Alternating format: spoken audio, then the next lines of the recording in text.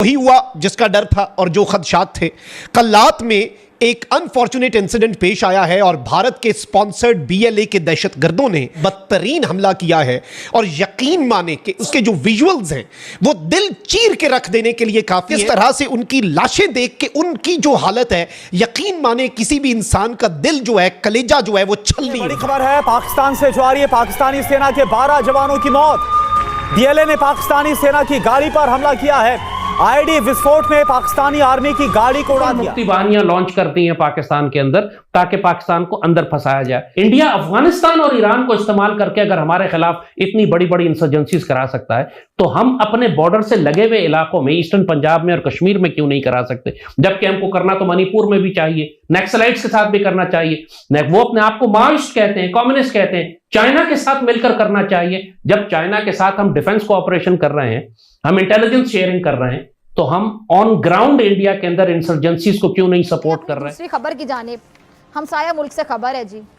नरेंद्र मोदी सरकार के हाथों भारत की जो तबाही का सिलसिला है वो जोरों शोर से जारी है और अपने पिछले जो दोनों अदवार हैं उनमें नरेंद्र मोदी भारत के मुंह पर मेरे ख्याल से इंतहा पसंदी की कालक मल चुका है। अब होने के लिए प्रॉपर साजिशें कर रहे हैं और इस बार इसका इरादा सबसे बड़ी जमहूरियत होने के दावेदार भारत को सबसे बड़ी आमरीत में तब्दील करना है। क्योंकि जो गुजरात का एक असाब है ये हर उस चीज़ को तबाह बर्बाद करने जा रहा है और किए चला जा रहा है। बीएलए के टेररिस्ट हैं, ये बाज़ाब्ता तौर पर, बाकायदा तौर पर इनकी जो फंडिंग है रॉ की तरफ से, वो फंडिंग 10 गुना बढ़ा दी गई है, यानी उसमें एक 10 फोल्ड इंक्रीज किया गया है। देखिए, हमारे पास बेहतरीन एयरफोर्स है, हमारे पास बेहतरीन असला है, हमारे पास सब कुछ है और ये असला पाकिस्तान के दुश्मनों के लिए ही है, चाहे वो दुश्मन मुल्क के अंदर छुपा बैठा हो या फिर वो दुश्मन जो है वो मुल्क से बाहर बैठा हो। अब वो दुश्मन बचना नहीं चाहिए and this is the right time कि इस वक्त बड़े पैमाने पर इन दुश्मनों पर स्ट्राइक की जाए और इनफ इज इनफ। पाकिस्तान से बहुत ही अफसुर्दा कर देने वाली और गमगीन खबर इस वक्त सामने आ रही है, जहां पर पाकिस्तान दुश्मनों की जानिब से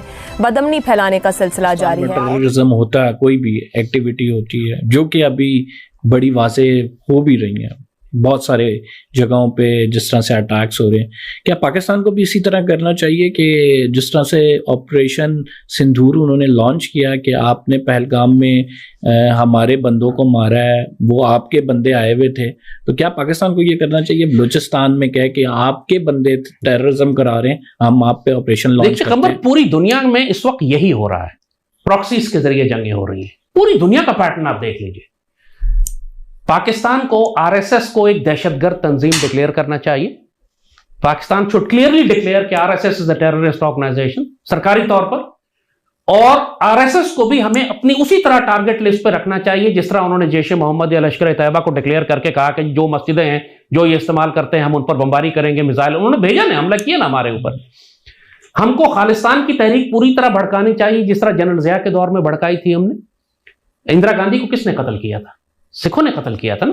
गोल्डन टेंपल पर इंडिया ने क्यों हमला किया था? क्योंकि खालिस्तान की तहरीक इतनी बढ़ चुकी थी कि इंडिया को गोल्डन टेंपल पर हमला करके उसको तबाह करना पड़ा जाके, ताकि वहां जाके सिख मिलिटेंट्स को कत्ल करें। वो गुस्सा अभी तक सिखों में है। पूरी दुनिया में खालिस्तान की मूवमेंट चल रही है, लाजमन हमको करना है सिखों की तहरीक आजादी को, कश्मीर की तहरीक आजादी को। ये दो तो हमारे बॉर्डर्स के साथ रखी हुई हैं, ये दूर तो नहीं है। इंडिया अफगानिस्तान और ईरान को इस्तेमाल करके अगर हमारे खिलाफ इतनी बड़ी बड़ी इंसर्जेंसीज करा सकता है तो हम अपने बॉर्डर से लगे हुए इलाकों में, ईस्टर्न पंजाब में और कश्मीर में क्यों नहीं करा सकते? जबकि हमको करना तो मणिपुर में भी चाहिए, नक्सलाइट्स के साथ भी करना चाहिए। वो अपने आप को माओइस्ट कहते हैं, कम्युनिस्ट कहते हैं। चाइना के साथ मिलकर करना चाहिए। जब चाइना के साथ हम डिफेंस कोऑपरेशन कर रहे हैं, हम इंटेलिजेंस शेयरिंग कर रहे हैं, तो हम ऑन ग्राउंड इंडिया के अंदर इंसर्जेंसीज को क्यों नहीं सपोर्ट कर रहे हैं? वी मस्ट डू इट पूरी दुनिया में। अब ये बकवास खत्म कर दें, FATF लग जाएगा तो पाबंदी लग जाएगी।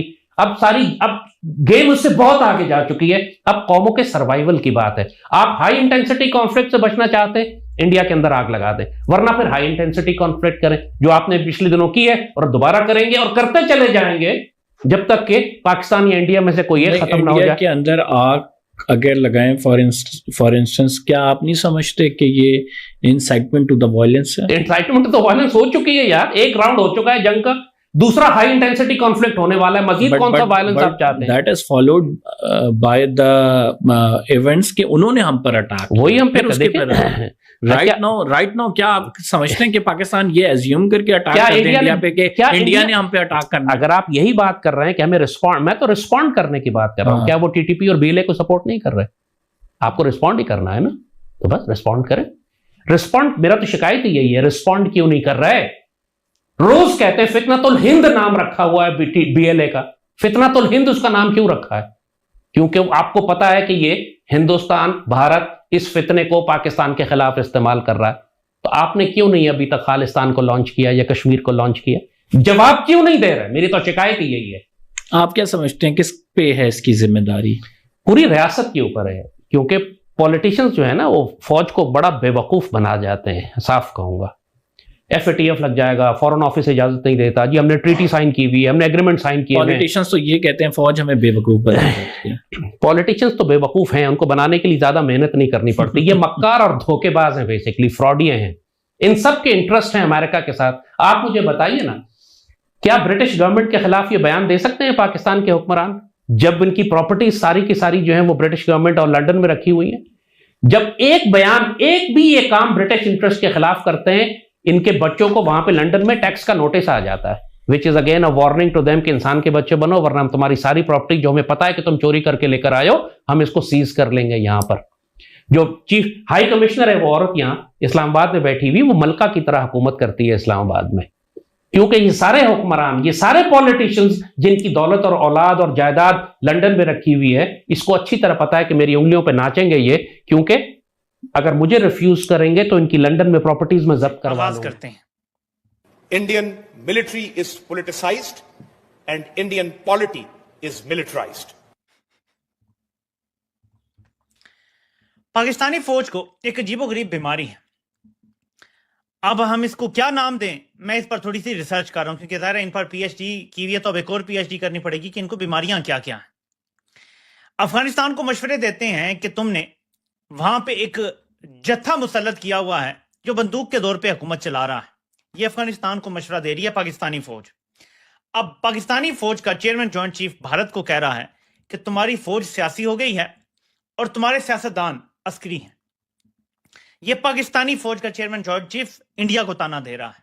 ये दोनों बातें जब आप सुनते हैं तो क्या समझ आता है आपको?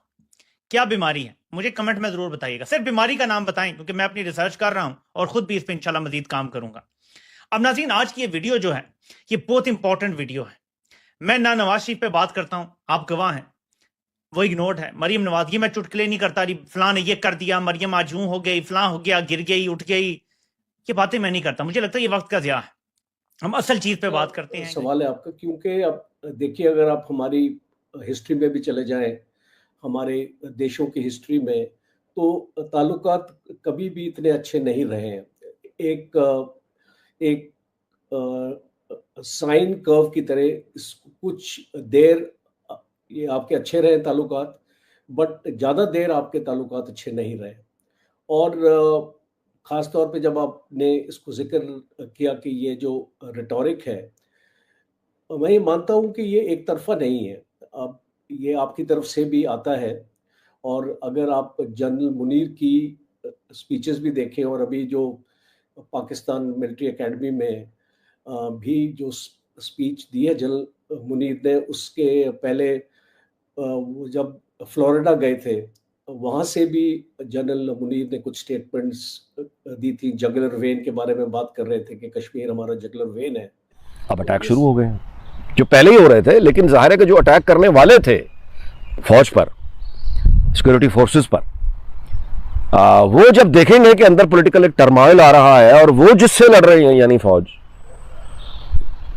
उनके अपने अंदर एक ट्रबल आ गई, तो वो फायदा क्यों नहीं उठाएंगे? वो अपने हमले तेज करेंगे। इस वक्त कौन आपको पता ही है? वो मुझे नहीं पता सर। आपको मैं लिटरली बताऊं ना, करने हैं हमारे जो ये इनके जो बलूचिस्तान में जो हुआ वो सारों को पता है। वो उनके साथ वो एटॉमिक पावर है, the 7th atomic power of the world.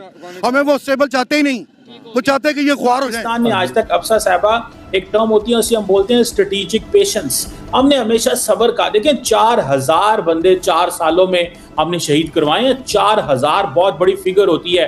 ये उन घरों में, फैमिलीज में पूछें। हमारा जो एजेंडा है वो 1 पॉइंट एजेंडा है। दहशतगर्दी बंद होनी चाहिए, नॉन स्टेट एक्टर्स को लगाम डालें, टीटीपी को कंट्रोल करें। इन्होंने